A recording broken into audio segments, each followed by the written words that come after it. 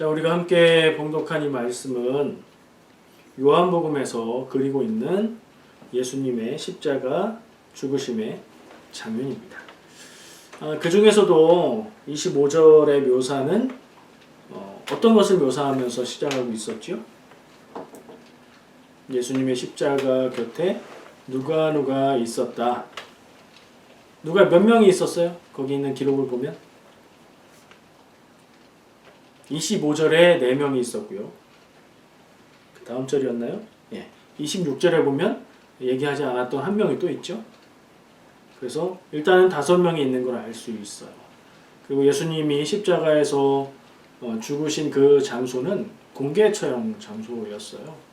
사람들에게 와서 보게 하는 그런 좀 잔인한 그런 성격에 드러내서 처형하는 그런 곳이었기 때문에 다른 사람들도 많이 있었겠죠. 근데 이 요한복음은 이 부분에서 예수님 주변에 있었던 4명의 여인에 대해서 강조해서 얘기하고 있고요. 그리고 서술을 하는 가운데에 예수님이 사랑하시는 제자라고 표현된 또 한 사람이 있었음을 알려주고 있죠. 자, 우리가 금요일마다 어떤 시리즈로 말씀을 나누고 있을까요? 예수와 만난 사람들 이야기죠. 자, 오늘 예수와 만난 사람들의 후보는 누구 같습니까? 일단은 예수님은 아닐 거고, 그리고 예수님 곁에 있었던 오늘 말씀 본문에 드러나 있는 5명 중에 1명이겠구나 생각할 수 있죠. 한번 볼까요? 그 5명 중에 25절에서 다루고 있는 4명은 재밌게도 3명이 이름이 같아요. 예수님의 어머니가 마리아죠. 그리고 글로바의 아내도 마리아죠. 그리고 막달라 마리아가 있죠. 셋 다 마리아예요. 그리고 한 명은 이름은 밝히지 않았지만 예수님의 이모, 그러니까 예수님의 어머니 마리아의 자매가 되는 분이 있는 거죠. 이름은 나와 있잖아요. 근데 뭐 어쨌든 마리아는 아니에요. 그 사람은. 자매들 간에 같은 이름을 쓰지는 않았을 거 아니에요. 자, 그래서 3명의 마리아와 예수님의 이모가 곁에 있었고, 그리고 예수님이 사랑하시는 제자 남자 1명을 따로 언급을 하고 있어요. 오늘은 누구 얘기하면 좋겠어요? 골라보세요. 고른다고 해도 제가 준비한 사람밖에 얘기할 수 없지만 저는 예수님의 어머니 마리아 이야기를 하려고 합니다. 예수님의 어머니 마리아가 예수님을 만났어요? 예수와 만난 사람들, 예수님을 만나려면 떨어져야 되잖아요. 같이 있는 게 아니라. 근데 어머니와 만났다 그러니까 좀 이상하죠. 근데 생각해보면 만났죠. 태초부터 예수님이 마리아와 함께 있었던 건 아니잖아요. 만난 거죠. 뭐 그런 관점에서 한번 쭉 생각을 나눠보고 싶습니다. 예수님의 어머니 마리아, 그분은 세상에서는 문화 속에서 예술 작품으로 남아있어요. 제 기억 속에 있는 작품은 죽으신 예수를 안고 슬퍼하는 피에타라고 말하는 성베드로 성당에 들어가면 입구의 오른쪽에 있었던 것으로 기억하고 있습니다. 근데 좀 작아요. 우리가 사진으로 보는 작품은 꽤 큰데 실물을 보면 일단은 가려놨어요. 유리 같은 걸로 가려놨고, 그리고 크기가 좀 작습니다. 그런 예술 작품 속에서 표현되는 그런 마리아의 모습으로 우리가 알 수 있고요. 가톨릭에서는 성당에서는 성모 마리아라고 부르죠. 물론 교회에서도 성모 마리아라고 부를 수 있습니다. 예수님의 어머니 마리아니까. 근데 교회에서는 그렇게는 잘 안 불러요. 거룩하신 분의 어머니 마리아, 예수님의 어머니 마리아. 이 교회의 기독론 논쟁, 예수가 누군지, 그리스도가 누군지에 대한 논쟁을 할 때 어떤 얘기까지 있었냐면 예수님을 낳은 이 마리아를 예수님은 곧 하나님이니까 하나님의 어머니가 아니냐라고까지 논쟁을 하면서 그런 설까지 얘기를 했었어요. 그런 영향이 강하게 남아있는 것 같아요. 교회에서는 뭐라고 하죠? 가톨릭은 마리아를 숭배한다. 마리아를 그냥 성경의 인물이 아니라 특별한 존재, 신적인 존재로 숭배한다. 이렇게 이제 비판을 합니다. 가톨릭 입장에서는 그게 그런 건 아니다. 숭배는 아니다. 뭐 그렇게 얘기를 하더라고요. 제가 뭐 가톨릭 신앙을 정통하게 아는 것은 아니니까 더 이상 말은 할 게 없을 것 같고요. 어쨌든 가톨릭에서는 그렇게 중요하게 여깁니다. 제가 아는 상식 안에서는 기도할 때에 그 기도의 중보자로서 마리아의 특별한 역할이 있다 이렇게 얘기하는 것으로 알고 있어요. 근데 교회에서는요, 개신교 교회에서는 마리아에 대해서 어떻게 생각하나요? 나쁘게 생각하지는 않죠. 예수님의 어머니 마리아 라고 생각해요. 그냥 예수님의 어머니 마리아. 어떤 신적인 존재, 거룩한 존재 뭐 이런 건 아니고 예수님을 낳은 분으로서 마리아. 그리고 그분이 예수님을 잉태하고 출산하는 데에 순종하고 응했던 그 믿음. 뭐 그 정도 얘기합니다. 그러는 이유가 개신교는 성경을 강조하는데 성경이 모든 것의 기준인데 성경에서 마리아에 대해 기록된 비중이 그렇게 많지가 않아요. 횟수도 많지 않고 그렇게 중요하게 다뤄지지가 않고 있습니다. 그러다 보니까 교회에서는 조금 마리아에 대해서 자주 얘기를 하지 않고 설교 주제로도 가끔씩 다루어지는 그런 가톨릭에 비해서는 비중이 좀 약한 그런 모습이죠. 그럼 교회에서는 그냥 예수님의 어머니 마리아 정도로 표현하고 그 정도로 생각하는 것 같아요. 자, 이 마리아는 예수님을 언제 만났다고 생각할 수 있을까요? 아까 얘기했었죠. 엄마가 아들을 만났다니요? 그냥 같이 사는 거죠. 근데 어쨌든 태초부터 같이 있는 건 아니었으니 예수님이 마리아에게 처음 함께하게 되는 순간이 있을 거 아니에요. 언제일 것 같아요? 쭉 생각해 보세요. 조금 더 생각해 보세요. 그런 순간들을 다 저도 생각해 봤어요. 자, 처음 만난 순간은 제가 생각할 때 천사가 마리아에게 나타나서 네가 임신을 할 건데 했는데 그것은 성령으로 잉태한 것이다. 하나님이 하신 일이다. 제가 남자를 알지 못하는데 어떻게 임신을 했어요? 그것은 성령의 일, 하나님의 일로 성령으로 잉태한 것이다. 이렇게 얘기하는 장면이 나오죠. 천사가 마리아가 임신한 것을 알려주는 장면. 마리아 수태고지라고 얘기를 해요. 그 장면에서 저는 처음 만났다고 생각해요. 그때 임신을 했다고 생각했을 때 태중의 생명으로 예수님이 생기기 시작했을 때 엄마는 마리아는 그 예수님을 자기 태중에 만난 거죠. 근데 그때는 잘 못 느끼죠. 저는 몰라요. 그러나 엄마들이라고 해도 제가 아는 상식 안에서는 몇 주 지나도 모르는 경우도 있다고 하니까 모를 수도 있어요. 처음 만나는데 잘 몰라요. 그러면 임신을 했다. 그 다음에 알고 느끼는 건 뭐예요? 엄마들, 출산해 보신 분들 생각해 보세요. 내 안에 새로운 생명이 왔구나. 느낄 수 있는 건 언제예요? 입덧할 때. 물론 태중에서 아기가 움직일 때 느끼죠. 근데 그 전에 입덧을 먼저 합니다. 임신한 것을 일단은 확인해서 알고 그 다음에 직접적으로 느껴지는 건 사람마다 차이가 있지만 입덧을 시작하면 내 안에서 생명이 자라나고 있구나 이걸 느끼지 않나요? 저는 안 느껴봐서 자꾸 이렇게 물어볼 수밖에 없는 것 같아요. 그때 느낌을 한번 떠올려 보세요. 어머니들은. 내 안에 생명이 하나님이 주셔서 자라나고 있다. 그 다음은요. 아까 얘기한 태중에서 아기가 움직이는 것을 느끼게 되죠. 예, 저도 기억이 생생합니다. 아내의 배가 그냥 쑥 나와서 막 움직이고 그랬던 그걸 손으로 아기를 느꼈을 때 그 느낌 생생히 기억합니다. 저의 느낌보다 아기를 잉태한 엄마로서의 느낌이 더 강하고 강렬하고 그렇겠죠? 저는 간접적으로 보고 듣고 느끼는 거지만 직접 자기 몸으로 느끼니까요. 그래서 아마 엄마와 자녀들의 관계는 이 아빠가 이해할 수 없는 뭔가가 더 있는 것 같아요. 뭐 모성애라고 얘기도 하고 내 배가 아파서 낳았다 뭐 이런 표현도 하지요. 모르지만 저는 그냥 느껴보려고 상상도 해보고 그래요.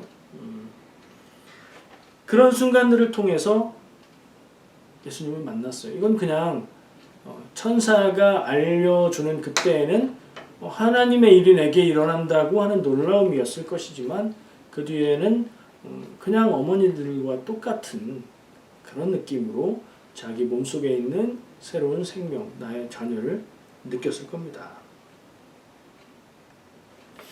그런 다음에 이제 출산을 하고 키우면서 항상 돌보며 같이 살았겠죠. 같이 살았을 때는 만난다고 표현하기는 좀 그렇죠. 떨어지지가 않으니까 아기 때는. 네, 성경에 기록되어 있는 어떤 순간들, 특별한 순간들이 있어요. 예수님이 자라는 과정에서 특별하게 묘사되어 있는 그 순간들은 같이 데리고 키우고 있었던 부모를 할지라도 그때 그 느낌, 기억, 생각들, 그 말들을 마음에 담아두는 특별한 순간이 있을 겁니다. 자녀를 장성하기까지 키워보신 부모들이라면 내 자녀를 키우면서 느꼈던 특별한 느낌의 순간들, 그런 순간이 있을 거예요. 예수님은 어떤 순간이 성경에 기록되어 있죠? 예수님 12살 때. 그때 그 경험도 이 마리아로서는 예수님을 뭘까? 내 아기, 내 아이에서 뭔가 다른 사명을 가진 그런 존재로 만나게 되는 순간이 아닌가 생각을 해보게 됩니다. 예수님이 12살 때 율법에 따라서 성전에 함께 올라가지요. 성전을 순례하는 길은 시간이 걸리는 일이고 그래서 한 가족만 가지 않았고 친척들이 같이 그 길을 갔어요. 서로 아이들도 돌봐주면서 그렇게 성전에 갔고 성전 순례를 마치고 돌아옵니다. 돌아오는 길에 아들 예수가 없다는 것을 알잖아요. 예수님 실종 사건, 예수님을 잃어버려요. 그래서 이제 찾기 시작해요. 다시 온 길을 거꾸로 가면서 찾으면서 갔는데 어디까지 가요? 다시 성전까지 가잖아요. 예수님을 잃어버렸는데 잃어버린 줄 알았더니 잃어버린 게 아니라 예수님은 그냥 성전에 있었어요. 부모를 따라 나서지 않은 거예요. 마리아가 얼마나 걱정했는지 아느냐. 엄마들이 하는 똑같은 마음에 그 말을 했을 때 아들 예수는 이렇게 말하죠. 내가 내 아버지 집에 있어야 될 줄을 알지 못하셨나이까. 어떤 느낌, 어떤 말투로 말했는지는 좀 정확하게 모르겠지만 엄마로서는 걱정되는 그런 어린 아들에서 하나님의 성전을 내 아버지의 집이라고 말하는 이 뭔가 낯선 아들로 만났을 것 같아요. 저는 그 시점도 마리아가 아들 예수와 다른 또 다른 구원자로서의 그 사명을 만나는 지점이 아닌가 하는 생각을 합니다. 그 다음으로 기록되는 마리아와 예수님의 특별한 만남의 장면은 이건 정말 만남이었던 것 같아요. 왜냐하면 예수님이 집을 떠나셔서 공생의 사역을 하는 가운데 마리아가 동생들과 함께 예수님을 찾아오거든요. 왜 찾아오는지 기억나세요? 마가복음 3장 21절에 얘기가 나와요. 예수가 미쳤다 함을 듣고 그를 붙들러 왔다. 큰아들이 집을 떠났는데 미쳤다는 소문이 들리기 시작합니다. 자기가 뭐 구세주라고 그러고 하나님의 아들이라고 그러고 막 그런다는 거예요. 그래서 걱정이 되는 마음으로 마리아는 예수를 잡아서 집으로 데리고 오려고 찾아간 거예요.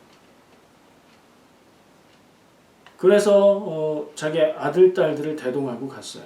그 말씀의 기록에 보면 찾아갔을 때에 예수님은 사람들에게 말씀을 전하고 있었고 그래서 밖에 있는 사람들이 예수님께 말을 전합니다. 선생님의 어머니와 아들들과 딸들이 찾아왔습니다. 마리아와 아들이 한 명 이상인 거죠. 예수님의 동생이었던 아들들이 한 명 이상 같이 왔고 딸들도 같이 왔어요. 형 미쳤어? 왜 그래? 오빠 미쳤어요? 왜 그러세요? 집으로 가요. 이러려고 온 거죠. 예수님 그때 어떻게 하세요? 사람들한테 그래? 어서 들어오라고 하지? 뭐 이런 게 아니라 사람들 쫙 둘러보시면서 누가 내 어머니요 형제요 자매인가? 하늘에 계신 하나님의 뜻대로 하는 사람이 내 형제요 자매요 어머니다 라고 얘기를 하죠. 그러고 나서 예수님은 엄마를 만났을까요? 안 만났을까요? 그건 성경에 안 써 있어서 몰라요. 저 같으면 말씀 전하고 하는 사역을 마치고 나서 만났을 것 같은데 모르겠어요. 예수님은 어머니가 왔다는 소식을 듣고도 말씀 전하시는 사역을 계속했고 그 밖에서 그 돌아온 답을 들은 어머니는 어떻게 했을까? 그리고 또 어떤 느낌이었을까?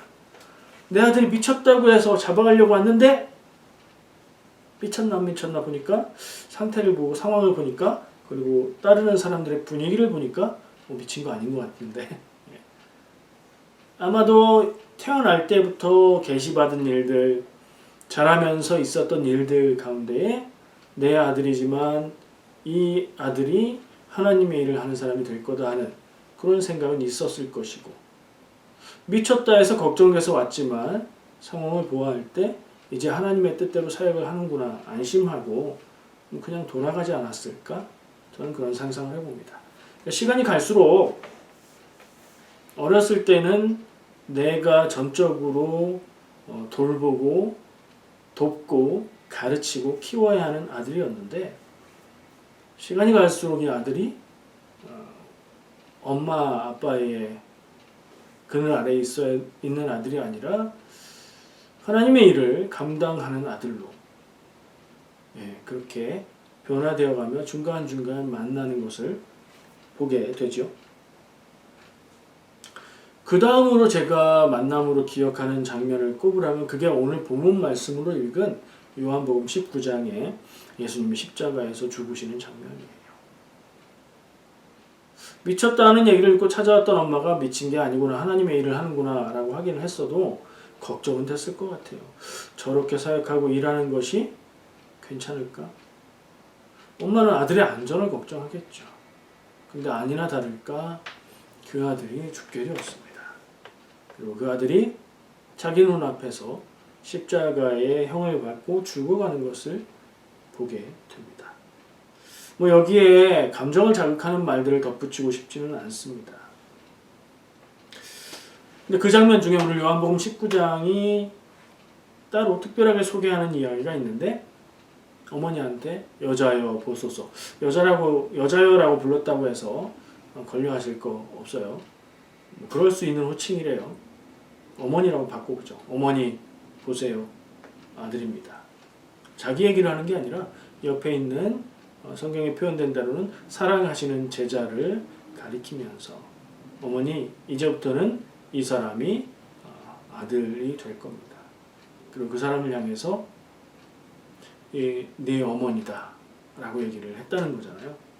27절에 그래서 어떻게 했대요? 그때부터 그 제자가 마리아를 어머니로 모셨다 이렇게 기록하고 있죠.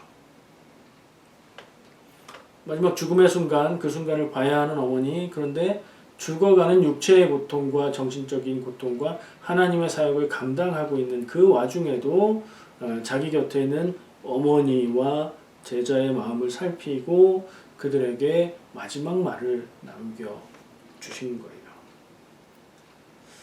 어쩌면 예전에 누가 내 어머니냐 이런 얘기 미안한 마음을 표현하신 건가 이런 생각도 들고요. 그냥 혼자 또 한편으로는 공생의 사역 때문에 가정에서 돌보지 못하고 가족들을 돌보지 못하고 어머니를 홀로 두어야 했던 예수님의 인간적인 마음을 그렇게 이제 자기는 떠나가야 하니까 그렇게 표현하신 게 아닌가. 그러니까 어머니 사랑하는 마음을 그렇게 표현하는 것이라고 생각이 듭니다.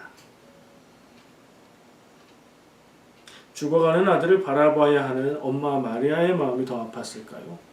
아니면 자기는 하나님의 사명을 감당해서 이대로 떠나가지만 어머니가 홀로 남아야 된다는 사실을 바라보고 있는 아들의 마음이 더 아팠을까요?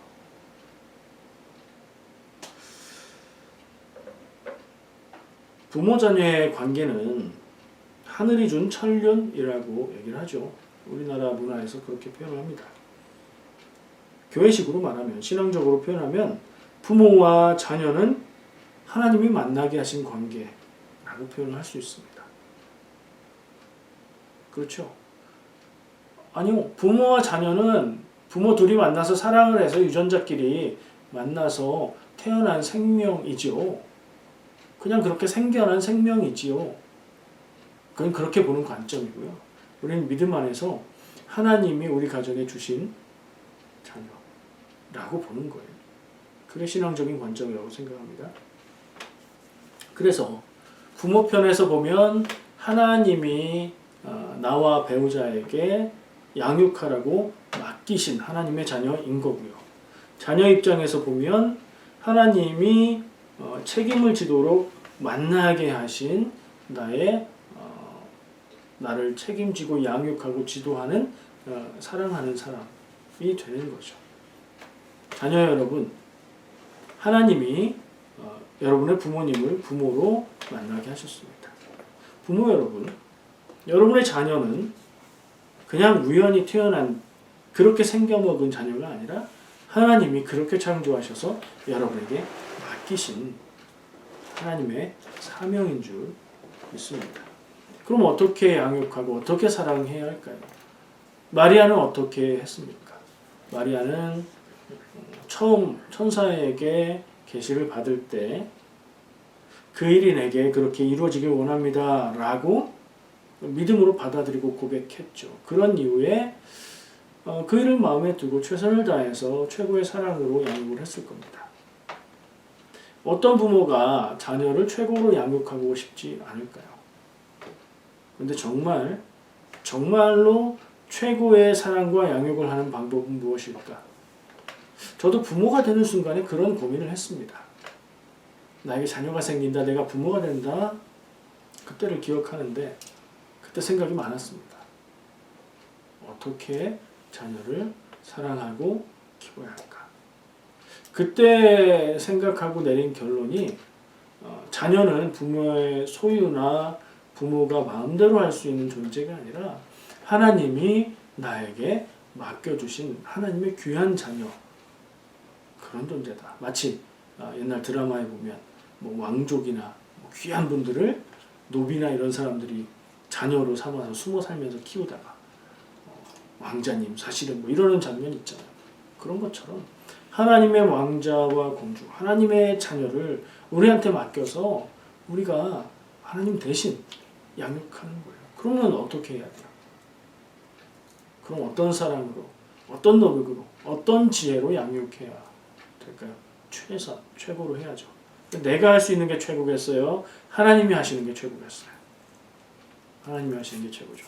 그래서 저는 그때 내렸던 결론이 내 노력으로 하는 사랑, 내 노력으로, 내 지식으로, 내 지혜로 하는 가르침이 아니라 하나님의 사랑을 내게 주소서. 그 하나님의 사랑으로 자녀들을 사랑할 수 있으면 좋겠습니다.